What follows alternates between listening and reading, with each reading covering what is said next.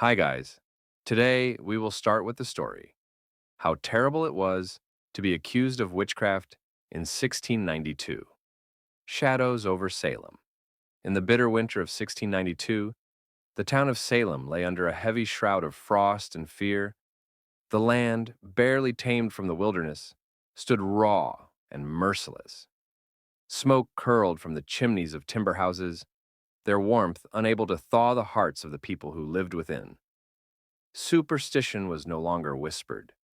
It screamed in the minds of the Puritan settlers, gripping their souls with icy fingers. The woods that framed their farmlands were seen not as nature's bounty, but as dark places inhabited by the devil himself. Every snapping twig, every unexplained illness, every withering crop was another sign that evil walked among them. The church governed both soul and society. A strict theocracy ruled Salem, where deviation from doctrine was not seen as human weakness, but as a pact with Satan. Women who read, spoke too freely, or healed with herbs were viewed with suspicion. Men who failed in business, who argued with their neighbors, who lived outside the social mold, these too were fair game for accusation. The soil of Salem was not only stained by snow and mud, but by fear and distrust. And from this poisoned earth, hysteria would rise like a plague, infecting every home, every heart, every breath. The stirring of dread. As January deepened, fear began to seep not only into minds, but into the very flesh of the townspeople. People complained of heaviness in their chests, of strange dreams, of a chill that neither hearth fires nor woolen cloaks could banish. Some found their hands trembling, others felt their throats go dry at the mere mention of witches. It seemed the soil of Salem itself quivered in anticipation of the coming storm. Women frequented the church more than usual, and men stared into each other's faces with rising suspicion. A laugh too loud, a voice too soft, or an absence from Sunday service all became reasons for murmurs and sidelong glances. But it was the children who suffered most. They felt the anxiety of their elders like a thick fog clinging to their skin. Some began to behave strangely, screaming at night, writhing on the floors, losing the ability to speak. In households across Salem, people began to whisper of evil influences. Parents pressed their lips shut, unable to explain what was unfolding. The word witchcraft was spoken more often, and it no longer sounded like an old tale. It became a looming presence, real, sticky, and unavoidable. And Salem, as if caught in fever, began to prepare for sacrifice. At the heart of Puritan order, Salem in 1692 was more than a village. It was a breathing embodiment of rigid divine order, shaped by fire and brimstone theology and the Puritan code. There were no shades of gray in this world, only light or darkness, virtue or sin, divine will or demonic deception.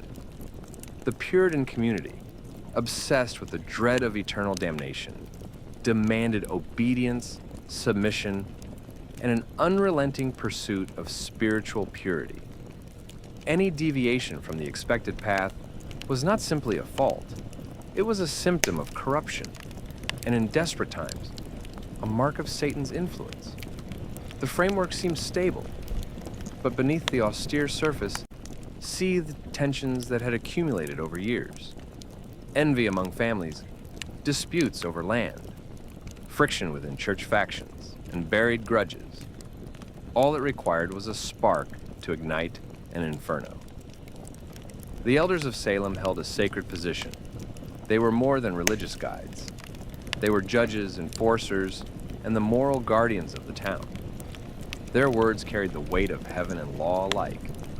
Many of them truly believed they were purging evil from their midst, but their fanaticism, their unyielding loyalty to dogma, and their terror of losing control made them dangerous beyond reason.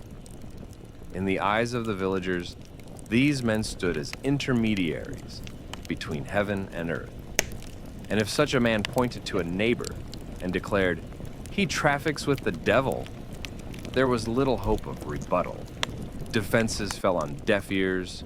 Reason was useless, evidence irrelevant. In Salem, truth bent to the will of fear and belief. At the same time, in frostbitten cottages scattered across the snow-laced countryside, women burned herbs to ward off spirits, whispered psalms over their children's beds, and scanned the shadows in the corners of rooms, searching for omens. They sensed something approaching, not a beast, but a force. Old, relentless, invisible. Dogs howled at midnight. Hens laid fewer eggs. Milk soured in the pail. Every misfortune was viewed as a sign. The weary hearts of these people, worn thin by winters and toil, clung to a fusion of fear and folklore, which hardened into a conviction. The devil walked among them. Unseen, yes, but no less real. And if he could not be seen, then someone could be chosen in his place. Thus began the grand delusion. Thus began the hunting season. Not for deer, but for witches, neighbors, the different, the odd, the ones who dared not to conform. Invisible enemies. When in February the first name was spoken aloud and followed by accusation, the atmosphere in Salem was already primed for combustion. Two girls, Betty Paris and Abigail Williams, suddenly began exhibiting disturbing behavior. They contorted their bodies, screamed, froze mid-movement, and hurled themselves to the floor as if throttled by invisible hands. Neither physicians nor ministers could explain their afflictions. One local doctor, finding no physical cause, offered the only diagnosis acceptable to the times: signs of witchcraft. That diagnosis struck Salem like a spark in a powder room. Now fear had a face. No longer was evil an abstract force, a whisper in the trees. It was active, personal, and it had laid its hands on children, the purest and most sacred vessels in a Puritan household. In a society where children were seen as direct links to the divine, their corruption was not just a crisis, it was an existential threat. In homes across Salem, tears flowed, prayers multiplied, and urgent meetings were held. Mouths remained shut, but eyes searched for someone to blame. Suspicion first fell upon those already living on the margins. Tituba, the enslaved woman from the islands, with her dark skin and unfamiliar ways. Sarah Good, a beggar with wild eyes and a sullied name.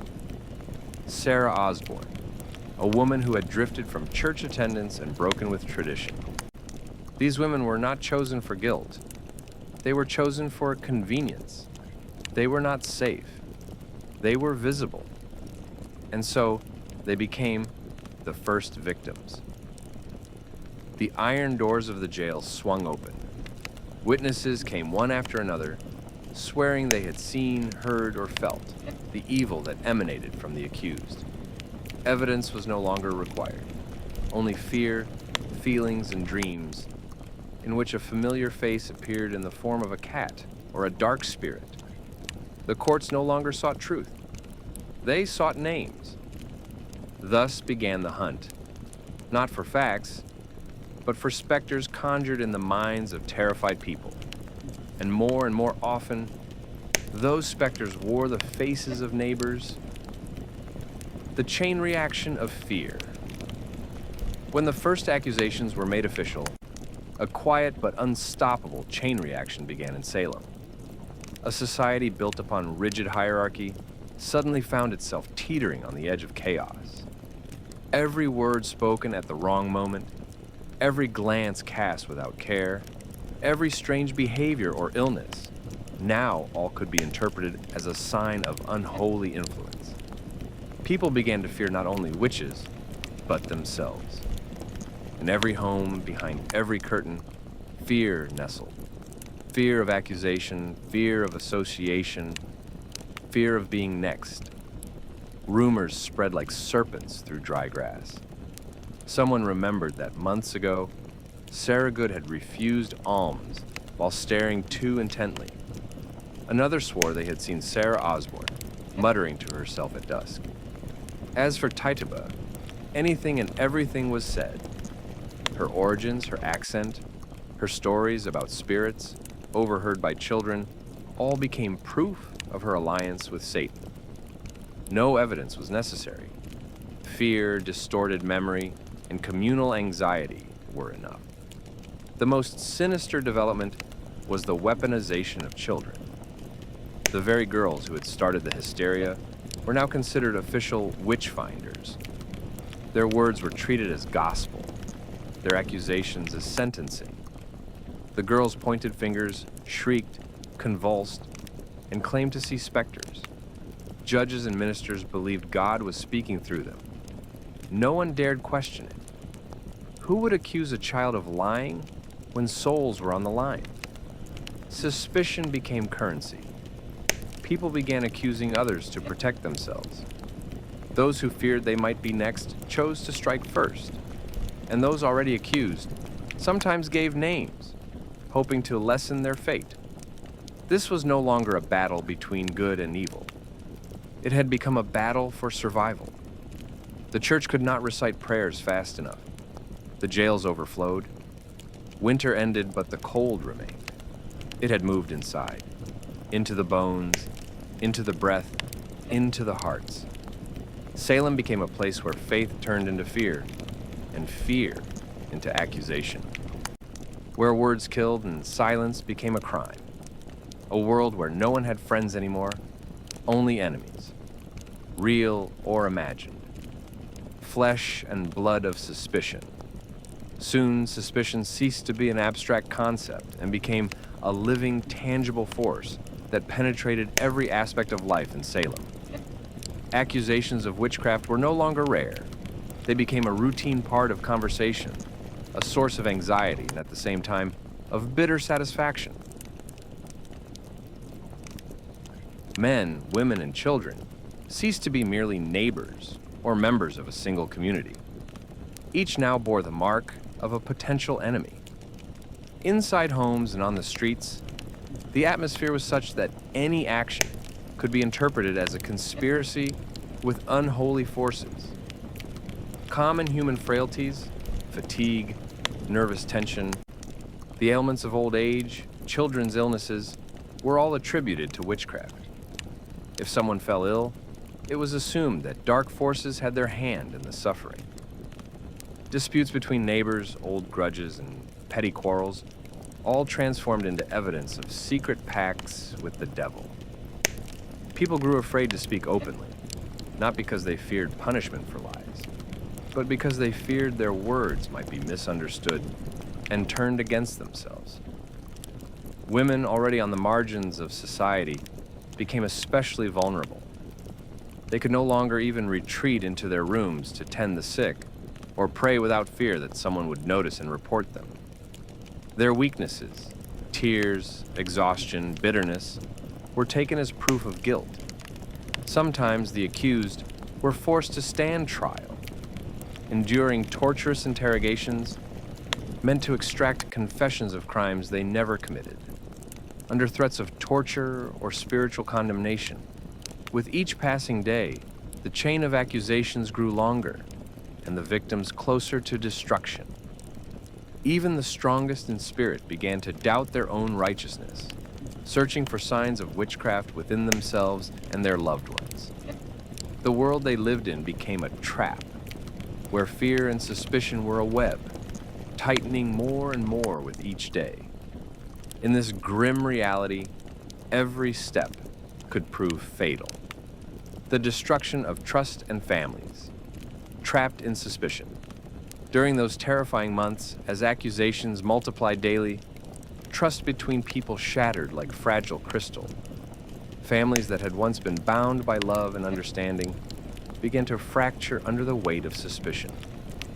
Fathers could start doubting the honesty of their own wives, mothers, the behavior of their daughters. Even children raised in an atmosphere of piety and devotion began to see enemies in each other.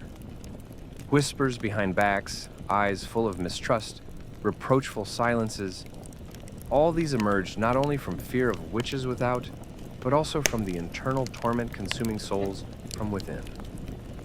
The inner discord grew so intense that people feared even sharing a meal with those suspected. The communal prayers in church lost their unifying power, becoming rituals where everyone sought to prove their innocence and condemn another. Families who had lived side by side for decades now avoided each other, trusting neither words nor looks, fearing accusations might fall upon them at any moment. Moreover, accusations penetrated the most intimate spheres of life. In households where a suspected name was once uttered, quarrels and silences began. Husbands started watching their wives, listening intently to every word. Children feared their parents. People feared not only external threats, but that loved ones might betray or accuse them to save their own skin. In such an atmosphere, no one felt safe. Ultimately, Salem transformed from a united community into isolated islands of fear and suspicion.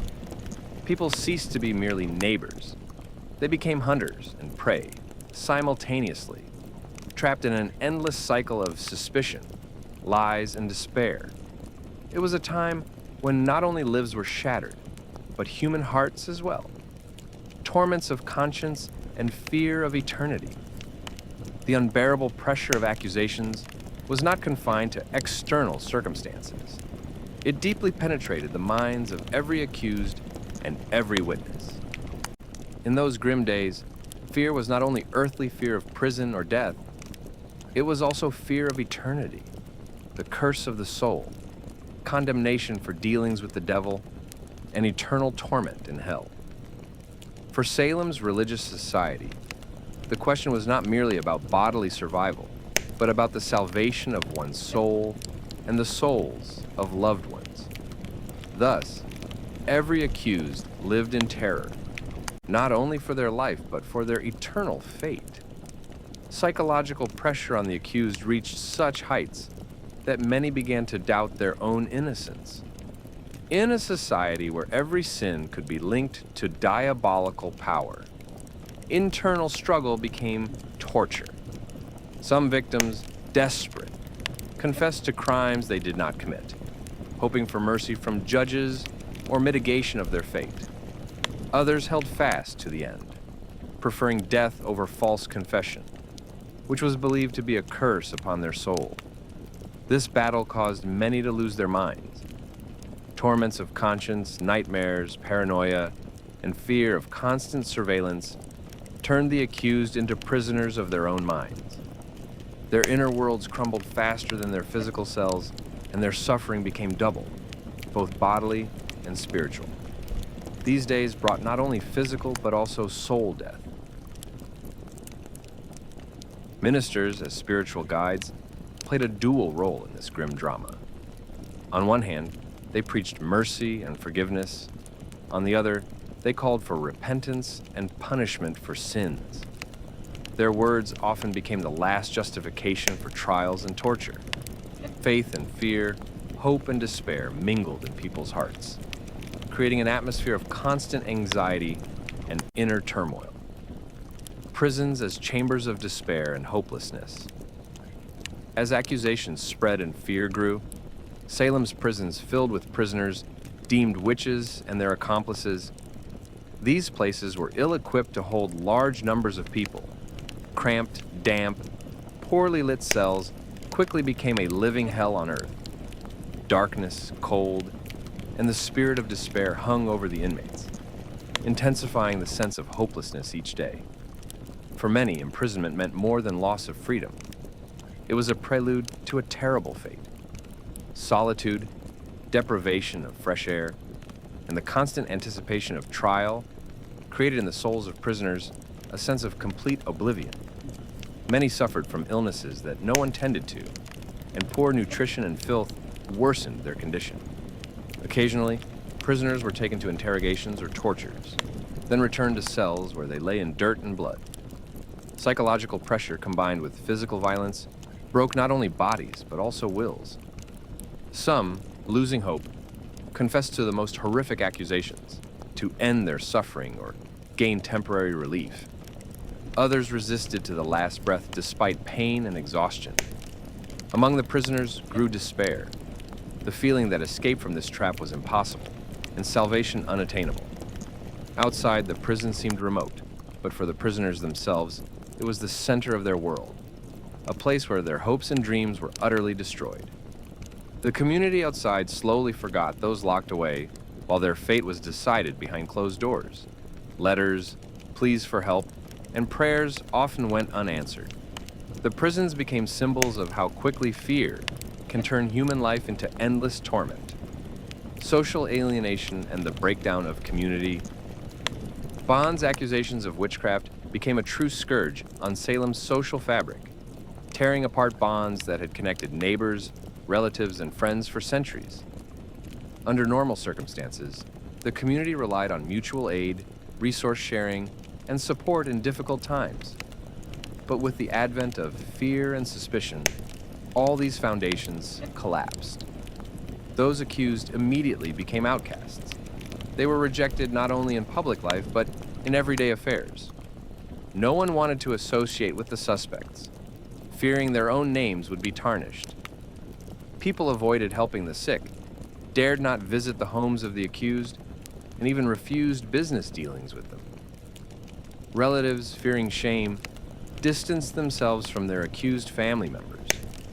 Those once respected in society now found themselves rejected, as if contaminated by vice, sin, or evil forces. Public events, fairs, and celebrations that once united the community were either canceled or turned into cold, tense gatherings where everyone remained silent or looked for someone to blame. Faith in God did not strengthen unity. On the contrary, it became a cause for division. Ministers emphasized the need to cleanse the community of evil, which meant expelling those listed as suspects. As a result of social isolation, people lost their last supports. Feelings of loneliness, abandonment, and fear pierced every soul. In this ruthless climate, supporting one another became rare, and human solidarity was seen as a weakness. The community, once a unified organism, turned into scattered parts, ready to tear each other apart in a desperate bid for survival. Psychological wounds and sleepless nights of the accused. An accusation of witchcraft marked the beginning of an unending internal struggle, plunging the person into a nightmare of sleepless nights and relentless rumination.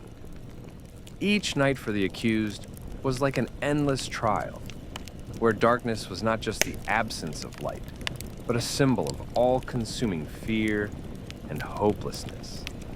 Mental torment about the future, anticipation of interrogations and trials, doubts about one's own thoughts and feelings. All these became excruciating torture.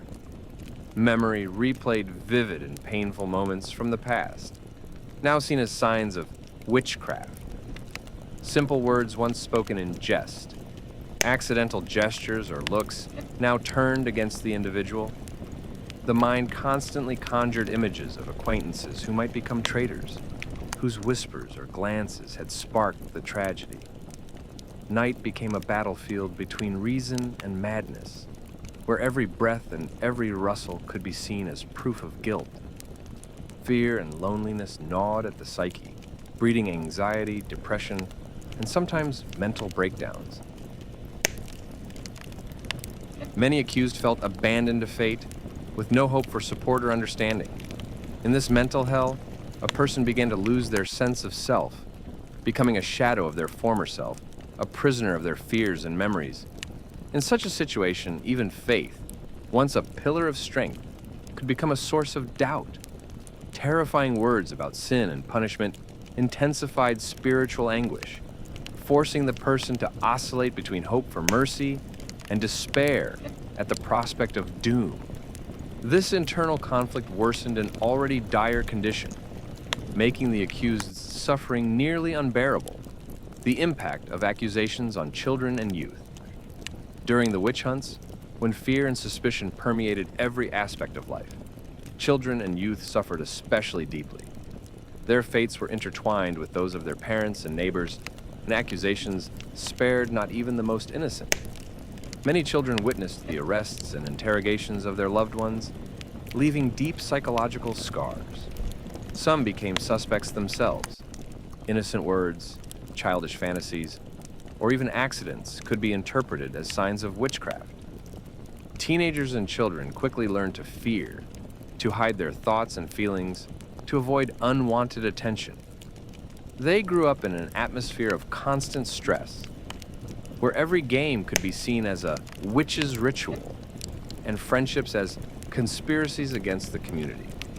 This led to isolation and alienation, forming a generation deprived of a sense of security and trust. Many children lost their parents, either due to arrest or because families fell apart under the weight of accusations and fear. Those left unprotected faced survival struggles, often becoming victims of violence or neglect.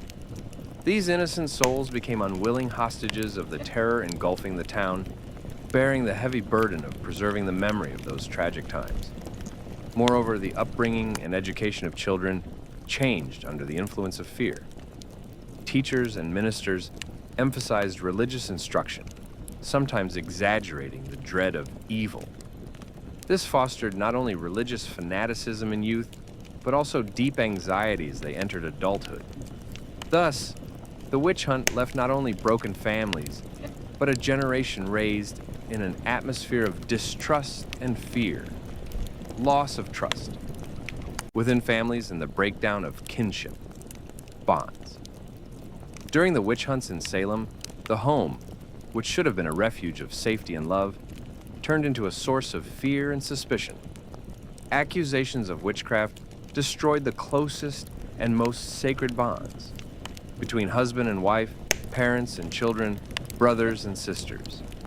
Families became arenas of constant tension and distrust, where words and actions could be interpreted as proof of witchcraft.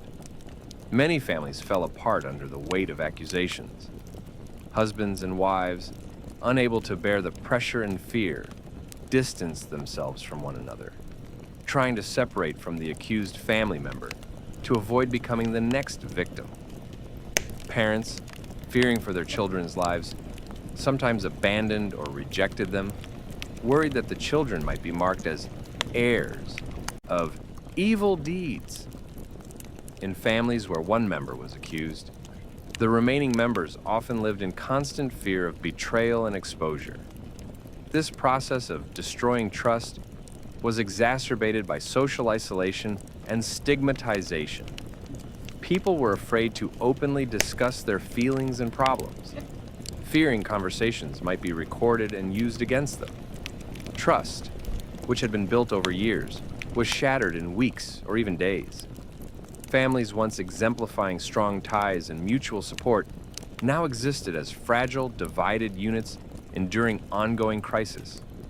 The loss of trust within families undermined the foundation of human relationships and created an atmosphere of uncertainty that spread far beyond the home. This became one of the most terrifying consequences of the witch hunts, because the destruction of family meant the destruction of the very essence of humanity and the source of support in a person's life. Economic consequences of witchcraft. Accusations. The witch hunts deeply affected not only the social and spiritual life of the Salem community, but also its economic stability. When a person was accused of witchcraft, it inevitably impacted their property, business, and means of livelihood. In most cases, the property of the accused was seized and confiscated, leading to sudden and complete loss of financial resources for the family. For many accused, the accusation meant they could no longer engage in their usual work, whether craft, trade, or farming. The community refused to conduct business with them, fearing for their own reputations. Loss of work and income led to poverty, which under conditions of isolation became nearly fatal. Families dependent on the accused's earnings were left without means of subsistence, often relying on the charity of neighbors, if any existed. Moreover, the trial process entailed significant expenses. Payment for lawyers, maintaining imprisonment, and other costs burdened the accused and their families heavily. Many were forced to sell land, houses, or possessions to cover legal fees, worsening their economic situation and destroying their material foundation. The economic collapse affected not only individual families, but the entire community. The loss of active working members reduced productivity, caused labor shortages, and lowered living standards. Trade slowed, and fear spread to economic ties with neighboring regions. Ultimately, the economic consequences of the witch hunts became an integral part of the crisis Salem endured, making recovery a long and difficult process. Legal procedures and the injustice of the trials. Witchcraft accusations in 1692 were accompanied by trials that, by modern standards, were deeply unjust and violated basic principles of justice. Often, the accused were not allowed to hire a lawyer or adequately defend themselves, as the concept of the right to defense was severely limited. Court sessions took place in an atmosphere charged with fear and bias, where accusations were based on dubious evidence and witness testimonies often given under fear or personal interest. A special place in these trials was occupied by signs of witchcraft, subjective and often absurd proofs, such as birthmarks, strange body movements, indirect accusations, or children's testimonies. Widely used were tests, such as the water test, where the accused were thrown into water, with the belief that if they drowned, they were innocent, and if they floated, they were guilty. These procedures were cruel and unfair, often leading to physical suffering and psychological exhaustion. Furthermore, judges and investigators were often caught up in the atmosphere of fear, not always showing objectivity or professionalism. Pressure from society and religious leaders worsened the situation, turning the court into an instrument of repression and intimidation. As a result, many accused confessed not based on facts, but out of fear, torture, or psychological pressure. The entire judicial system at that time supported mass hysteria rather than the search for truth, making witchcraft accusations a tragedy not only for individuals, but for the entire society plunged into the darkness of injustice and fear. Social isolation and exile of the accused accusation of witchcraft in 1692 not only threatened legal prosecution and death, but also inevitably led to social exile. The accused, even if they managed to avoid physical punishment, became outcasts in their own society, rejected, feared, and avoided by everyone who was once close. Social bonds collapsed, support vanished, and the sense of belonging to the community was replaced by profound isolation. At that time, the community was the foundation of survival. People lived closely, exchanged resources, helped each other in difficult times. Losing this support was tantamount to doom, as the accused were deprived of the ability to work normally, tend their farms, and provide for their families. Neighbors, fearing being tainted by association with a witch, cut off all contact, which further deepened alienation. Isolation manifested not only in refusal to communicate, but also in harsh restrictions on movement and participation in public life. The accused were often effectively under house arrest or even banished from the settlement. This meant losing shelter, work, access to resources, and means of survival, which especially hit vulnerable groups, women, the elderly, and children, hard. The psychological weight of social isolation was enormous. A person who was once part of a living society suddenly became a stranger and unwanted. This generated feelings of deep loneliness, internal collapse, and despair. Under such conditions, many accused lost the will to live, facing moral and physical exhaustion. Thus, social isolation became one of the most terrifying aspects of witchcraft accusations, intensifying the suffering of already oppressed people and destroying the fabric of the community that was their only support. The role of religious leaders and the church's influence on the witch hunts. During the witch hunts, religious leaders played a crucial role in shaping public opinion and maintaining an atmosphere of fear and suspicion. The church, as the center of spiritual life, held immense influence over the population and actively participated in identifying, condemning, and punishing witches. Clergy sermons often focused on the battle against evil, demons, and witchcraft, fueling mass panic and promoting the idea that witchcraft was not merely a sin, but a deadly threat to society as a whole. Religious figures not only supported accusations, but often initiated investigations and trials. Their words were perceived as unquestionable authority, and their decisions were rarely challenged. Priests and pastors interpreted any misfortune, illness, or accident as the work of evil forces, intensifying fear and suspicion in the community. Moreover, church leaders shaped moral norms and social standards, demanding absolute obedience and condemnation of sinners.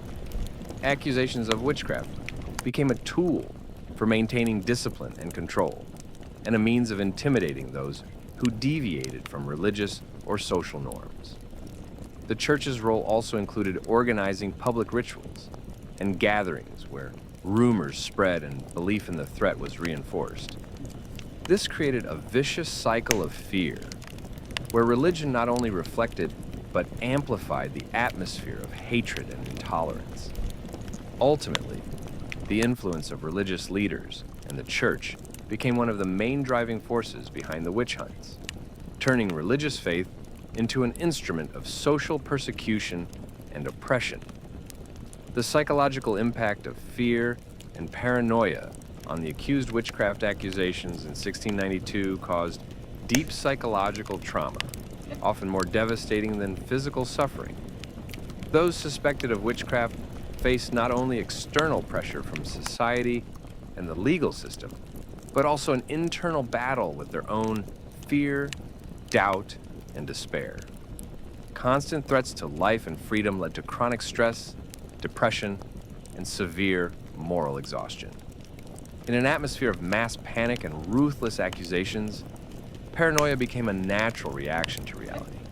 The accused feared betrayal even from their closest relatives, feared surveillance and new attacks. This constant anxiety made it difficult to focus on defense and caused a profound sense of loneliness. Many people's psyches could not withstand such emotional strain, resulting in nervous breakdowns and psychosomatic illnesses. Psychological pressure was also increased by the impossibility of disproving the accusations, as evidence was often absurd or based on unverifiable testimonies. This created a sense of helplessness and injustice, causing the accused to lose hope of salvation. Some, overwhelmed by fear and despair, confessed to their guilt to end their suffering, beginning a tragic, vicious cycle. Fear also spread to those around them, relatives, friends, and neighbors, who, witnessing the torment of the accused, experienced emotional turmoil and internal conflict between sympathy and fear of being implicated. Ultimately, the psychological atmosphere of the witch hunts poisoned the entire community, making every interaction tense and dangerous. Economic consequences of witchcraft. Accusations for the community. Witchcraft accusations in 1692 had a devastating impact, not only on individual families, but also on the entire economic structure of the community. In small settlements where every person played an important role in sustaining the household economy, the disappearance or discrediting of even one member could cause serious disruptions in production, trade, and daily life. When accused witches were arrested or isolated, their duties and labor functions went unfulfilled. This meant that land could remain untilled, livestock left unattended, and craft workshops idle. In an agrarian society where every pair of hands was precious, such a loss of workforce reduced the overall living standard and provoked economic instability. Confiscation of the accused's property, which often transferred to the state or influential figures, disturbed the balance of resource distribution and frequently led to the redistribution of land and possessions in favor of the powerful. This intensified social inequality and bred discontent among the population. Moreover, fear of accusations reduced the residents' activity. People became less willing to cooperate and exchange goods, fearing association with the suspected. This led to the breakdown of social capital necessary for mutual survival and prosperity. Ultimately, the witch hunts not only shattered people's lives, but undermined the economic stability of communities, hindering development and spawning new conflicts based on economic interests and fear. Legislative and judicial mechanisms of witchcraft accusations. Witchcraft accusations in 1692 relied on a complex system of legislative and judicial mechanisms designed to identify, convict, and punish witches. These mechanisms were based on both religious and secular norms, closely intertwined, making the accusation process both legally formal and deeply moral religious. The law of the time prescribed severe punishments for witchcraft, including the death penalty, usually by hanging or burning. To bring charges forward, various methods of evidence collection were used: witness testimonies, confessions under torture, and so-called water tests or fire ordeals. These methods not only failed to ensure justice, but often served as tools of arbitrariness and revenge. The judicial process was rife with bias and disbelief in the possibility of innocence. The accused often had no opportunity to hire defense or fully protect their rights. Judges were typically biased, guided by the fears and dogmas of the time rather than objective analysis of evidence. Furthermore, neighbor testimonies held particular importance, often based on personal conflicts, envy, or fear. The system encouraged denunciations, and those who accused others could receive protection or even material gain. Thus, the legislative and judicial mechanisms of the witch hunts were arranged to guarantee accusation and punishment rather than fair trial, making the fate of the accused almost predetermined. Social consequences for the community after the end of the trials. After the end of the trials and executions in 1692, the community faced profound social upheaval, the effects of which were felt for many years. The loss of numerous residents, often the most active and able-bodied members, left voids in social and economic life, creating fractures in the fabric of communal interaction. Due to harsh repression and an atmosphere of distrust, many residents lost faith in each other, causing prolonged discord and alienation.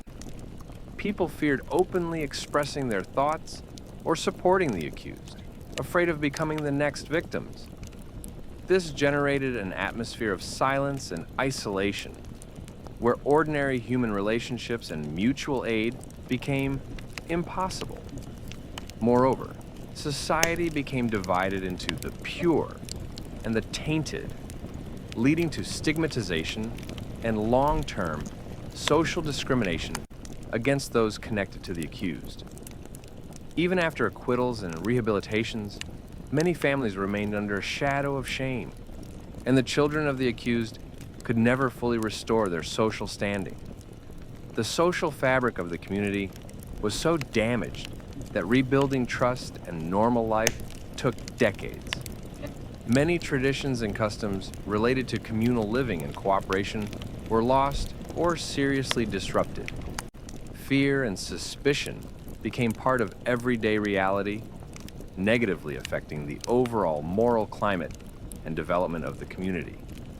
Ultimately, despite the end of the witch hunts, their consequences forever changed the social landscape, leaving deep scars in collective memory and destroying the foundation for future generations.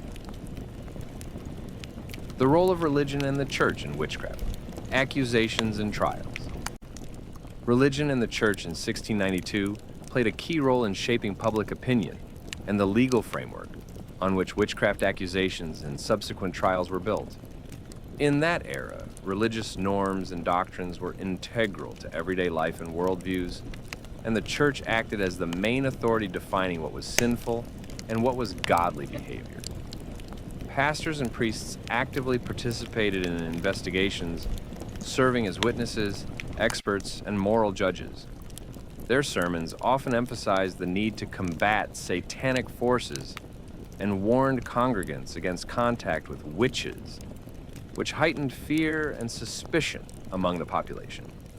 Religious leaders used scripture passages, including Exodus and Deuteronomy, to justify harsh measures against witches.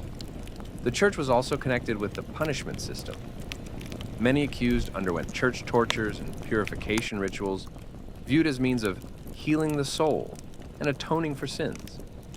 Religious beliefs motivated people not only to accuse neighbors, but also to support harsh justice measures, seeing it as a divine call to protect the community from evil. However, it should be noted that not all clergymen supported the witch hunts. Some expressed doubts and tried to moderate extremes, but their voices were often suppressed by societal and church hierarchies. Nevertheless, dominant religious ideology made it nearly impossible for the accused to find justice outside the framework of faith and religious prejudices. Thus, religion and the church were inseparable parts of the witchcraft accusation system, shaping societal fears and justifying the cruelty of judicial procedures. The psychological impact of accusations on the accused accusations of witchcraft in 1692 imposed a heavy psychological burden on those who became objects of suspicion. These accusations threatened not only physical life, but also shattered the inner world of the person, causing deep emotional and mental suffering. The fear of death, social condemnation, and loss of family created unbearable pressure that not everyone could withstand. Those accused of witchcraft often experienced profound feelings of despair and helplessness. Their minds were filled with thoughts of injustice and the impossibility of proving innocence in a biased court. The constant sense of threat and isolation led to anxiety disorders, depression, and in some cases, mental illnesses. In addition, the accused suffered social isolation. Friends and relatives often disowned them, fearing contamination by association. This loneliness intensified their suffering, leading to internal rupture and loss of hope. Psychological stress could manifest in somatic symptoms: insomnia, weakness, loss of appetite, and chronic fatigue. Many accused faced psychological violence during interrogations and torture, worsening their condition and often forcing false confessions just to end the torment. This method destroyed the personality, blurred lines between reality and fantasy, undermining the ability to perceive events adequately. Ultimately, the psychological impact of witchcraft accusations left deep wounds impossible to heal in life or after death, making the witch hunts not only a physical, but also a spiritual torment. The impact of the witch hunts on the families of the accused.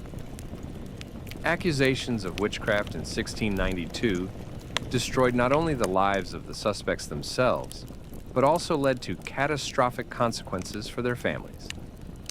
Relatives of the accused faced deep social condemnation, stigmatization, and economic hardships, often resulting in the breakdown of family ties and the destruction of entire family lines. When the head of the family or their spouse came under suspicion, the family found itself isolated from the community. Neighbors and friends, fearing being involved in the scandal or fearing accusation themselves, ceased all communication, creating feelings of loneliness and alienation.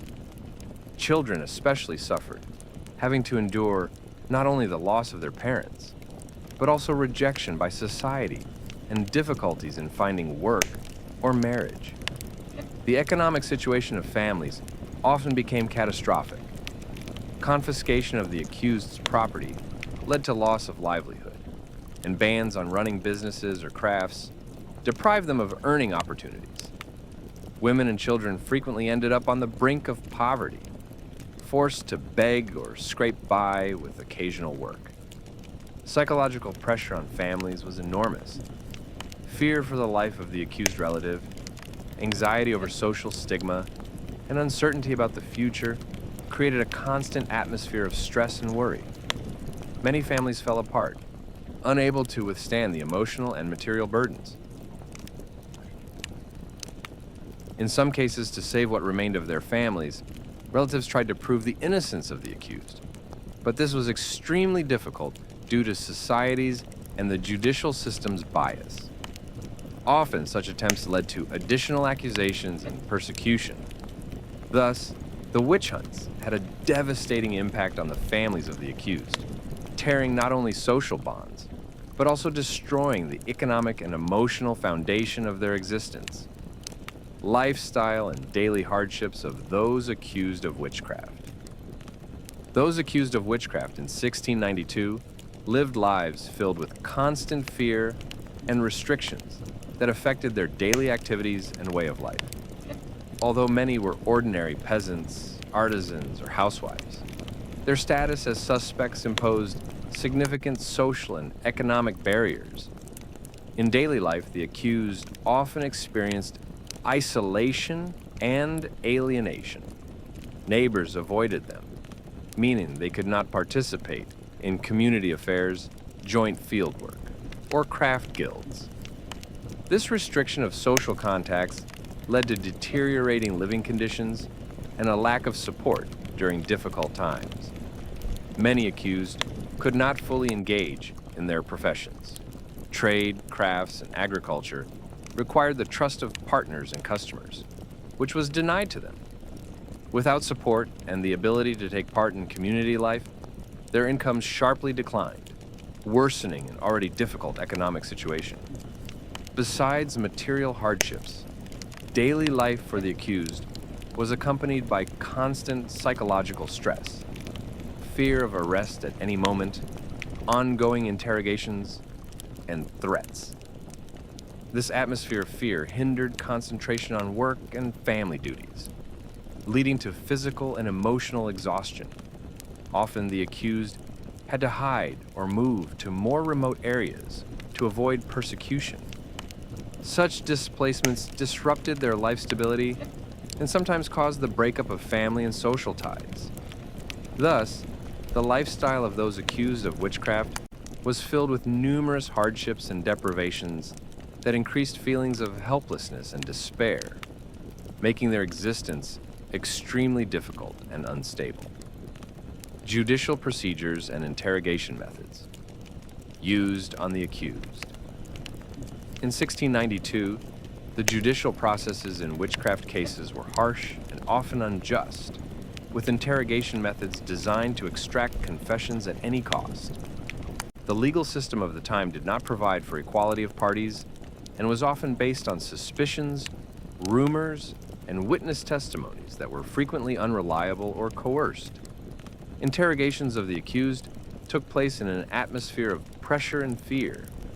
Various psychological and physical methods were used. Long and exhausting questioning, intimidation, threats of imprisonment or execution. In some cases, torture was applied, although formally banned in some regions. It was widely used in practice to force confessions. Methods included hanging by the hands, exhaustive standing, food, and sleep deprivation. Additionally, courts actively used witch tests, including the water test, where the accused was tied and submerged in water, believing that if the person drowned, they were innocent, and if they floated, they were guilty. Although scientifically unfounded, these methods served as symbolic rituals that shaped public opinion and confirmed accusations. Confessions obtained under pressure and torture were used as primary evidence.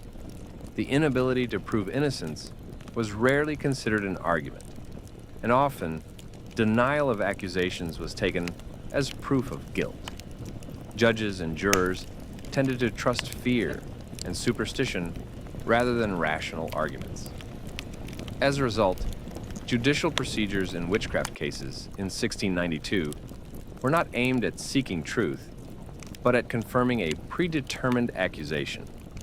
making the process extremely unfair and cruel for the accused. Public opinion and the influence of the mob on the course of trials. Public opinion in 1692 played a decisive role in witchcraft accusations and the outcomes of trials. The overwhelming atmosphere of fear, panic, and religious fanaticism caused the mob to become not just observers, but active participants in the witch hunts. People in communities experienced deep anxiety over vague threats, perceiving witchcraft as a direct danger to their welfare and safety. The frightened mob often took part in identifying suspects. Neighbors and acquaintances accused each other, frequently out of greed, personal grudges, or simple misunderstandings.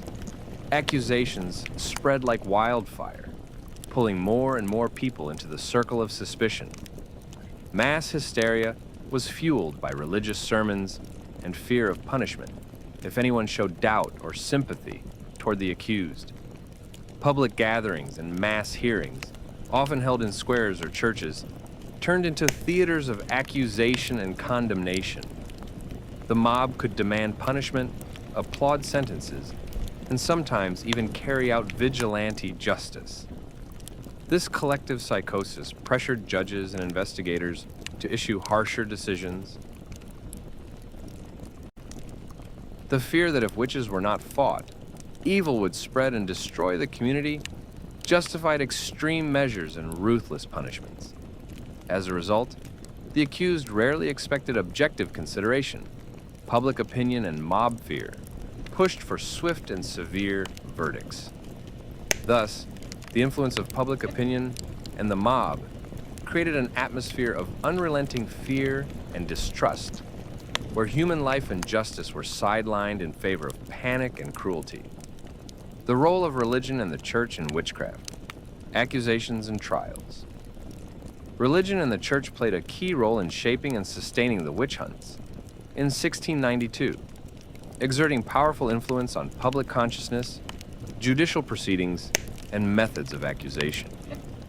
In a deeply religious society, belief in the existence of diabolical forces in witchcraft was perceived not merely as a worldview element, but as a real threat aimed at destroying the Christian order and morality. Clergy often became initiators and main driving forces behind accusations. Sermons and teachings directed against evil and uncleanliness fueled fear and intolerance within communities. Religious leaders bore the responsibility of maintaining moral order and viewed witchcraft as heresy, sin, and an act of betrayal against God. In courts, religious figures held influential positions affecting the course of trials. They often acted as witnesses, spiritual experts, and even judges, wielding moral authority and power. Their testimonies and assessments were considered decisive despite the lack of objective evidence. Religious doctrines that linked witchcraft with devil worship heightened fear of the accused, causing society to see them as threats not only to individuals, but to the entire spiritual and social structure. The church promoted the idea that fighting witches was a fight to save souls and preserve order, justifying the cruelty and injustice of judicial decisions. Thus, religion and the church in 1692 played a fundamental role in creating and sustaining an atmosphere of fear and suspicion that made mass accusations and brutal persecutions of innocent people possible. The psychological state of the accused during imprisonment and interrogations. Imprisonment and interrogations of those accused of witchcraft in 1692 were accompanied by severe psychological distress that deeply affected the inner world and state of mind of each individual. Fear of the unknown, impending torture, and possible death paralyzed the mind and body, causing many to experience feelings of hopelessness and utter despair. Periods of incarceration often stretched for weeks or even months, spent in cold, damp, cramped cells with minimal access to food and light. Isolation from loved ones and society intensified feelings of loneliness and abandonment. In the silence and darkness, prisoners were consumed by thoughts about their fate often tormented by memories, fears, and agonizing doubts. Interrogations conducted under pressure and threats worsened anxiety and stress. The accused had to fight not only the accusations, but also attempts to extract confessions at any cost. The constant sense of danger and the need to maintain composure led to mental exhaustion. Many experienced panic attacks, insomnia, and depressive states. Some sought solace in religion, praying and hoping for God's mercy, while others, under the influence of fear and pain, lost faith and sank into deep despair. There were cases when the accused attempted suicide, unable to endure the torment. Psychological pressure not only broke the spirit, but also influenced the behavior of the accused, sometimes forcing them to give false confessions to end torture or ease suffering. The inner conflict between the desire to survive and the need to preserve honor and truth created a dramatic struggle within each accused person's soul. Thus, imprisonment and interrogations were not merely formalities, but a true test of human psyche, capable of breaking even the strongest and most resilient individuals. The life of the accused's family. After arrest, shame, poverty, and isolation. In 1692, when someone was accused of witchcraft, the tragedy did not end with that individual. The arrest destroyed not only the life of the accused, but also the fates of their entire family. In a society where religion and moral order were inseparable from social reputation, mere suspicion of witchcraft became a stain that permanently marked all those connected to the accused. The family of the accused often became the target of public scorn. Neighbors, friends, and even distant relatives would avoid them, afraid that any show of sympathy might invite suspicion and accusations against themselves. Children of the accused were mocked and harassed, sometimes banned from school or excluded from church gatherings. Growing up with the stigma of being a witch's child became a never-ending ordeal. The spouse of the accused, especially if they defended their loved one's innocence, often became a pariah. The loss of the family's main source of income due to imprisonment drove many into poverty and starvation. The accused's property was frequently confiscated or destroyed. Homes were looted, fields left untended, and food supplies consumed or stolen. Many families, having lost their standing in the community, were forced to flee their homes and seek refuge in unfamiliar towns, where no one knew them. Yet even in new places, they were often met with suspicion.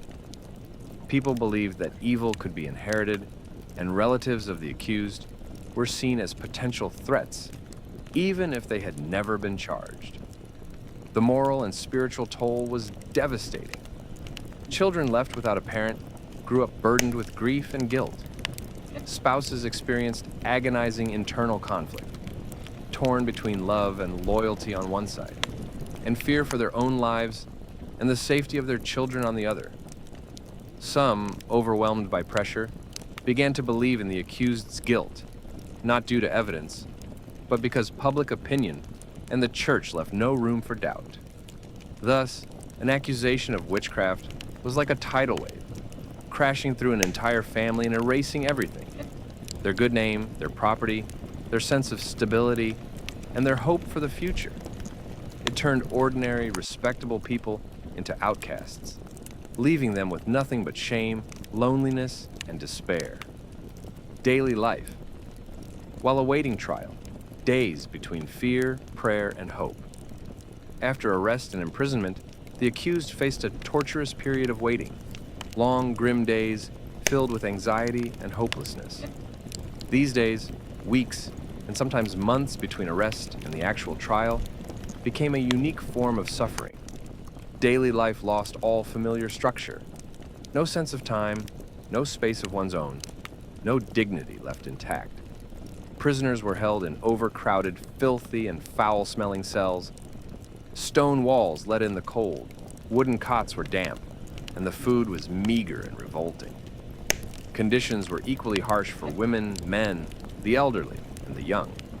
People slept, sat, and ate, among rats, lice, and mold. Some fell ill and died before their cases were even heard. Each day began the same, waking in damp darkness with a faint hope that today might bring news. Perhaps a priest would visit.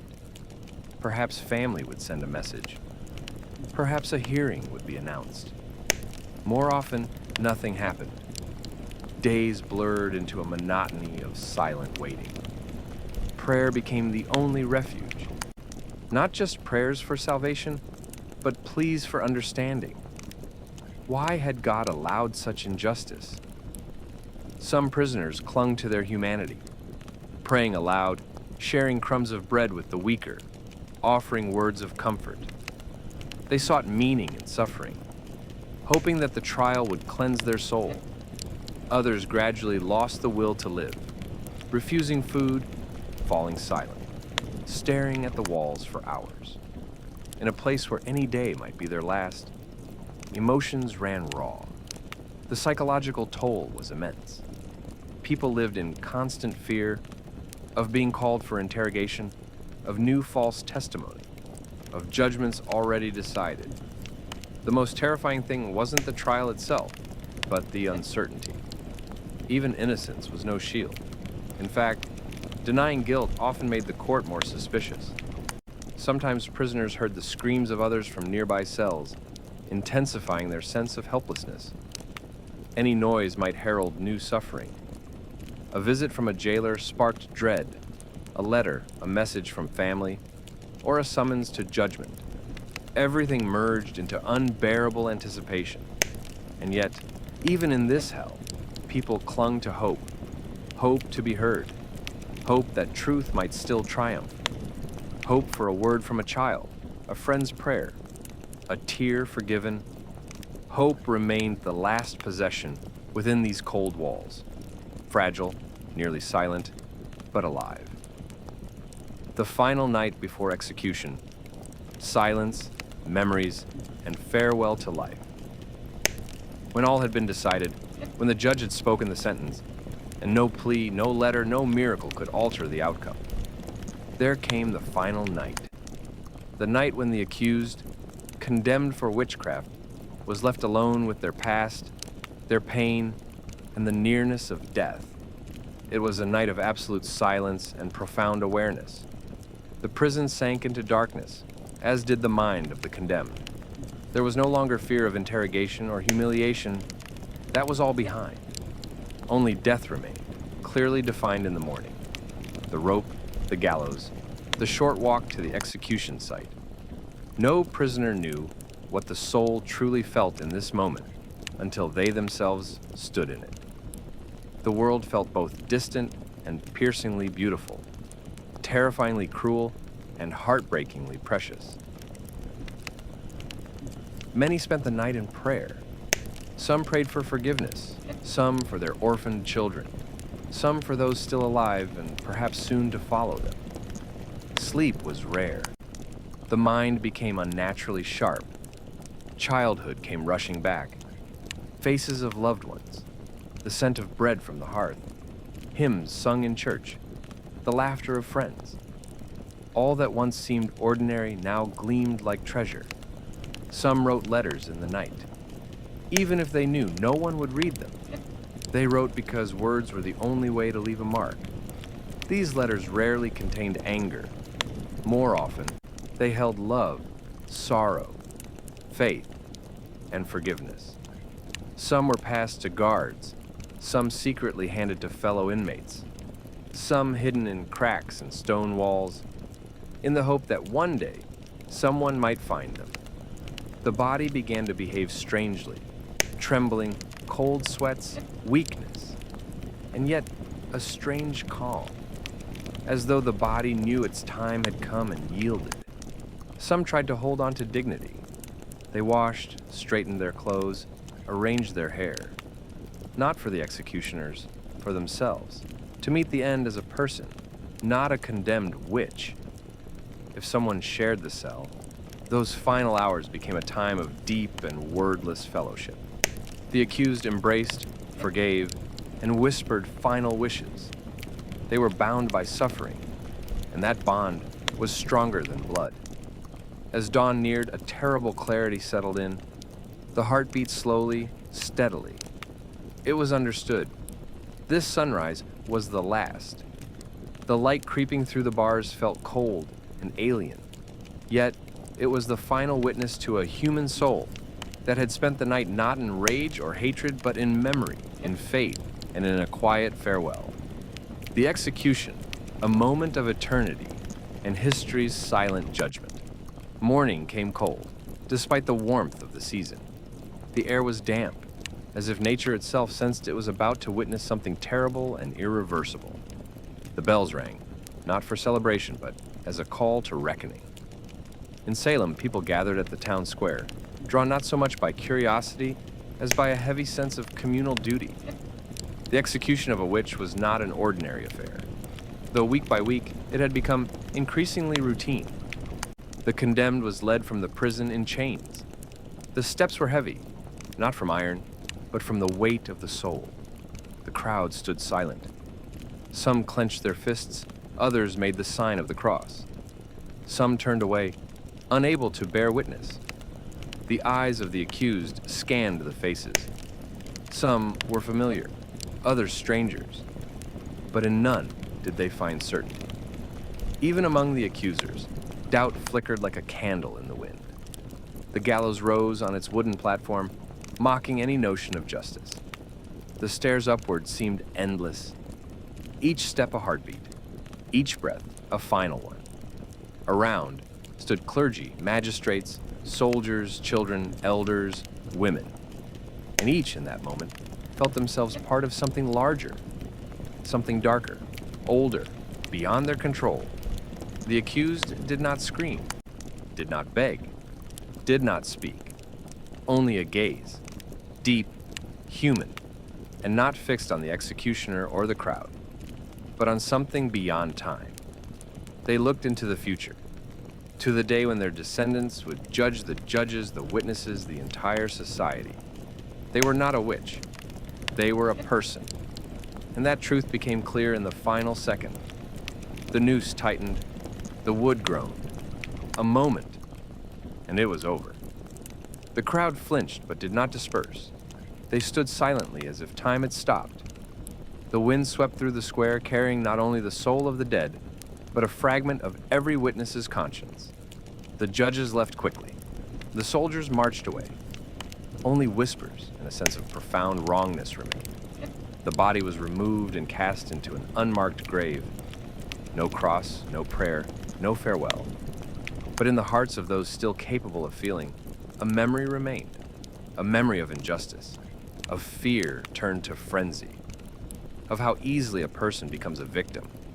Not for what they did, but for being in the wrong place at the wrong time. Years passed, centuries, but the name of the executed, though unmarked, lives in history. Not as the name of a witch, but of a human being. A soul condemned not by law, but by terror. Killed not by guilt, but by ignorance. And in that final step, they entered eternity. Not cursed, but innocent.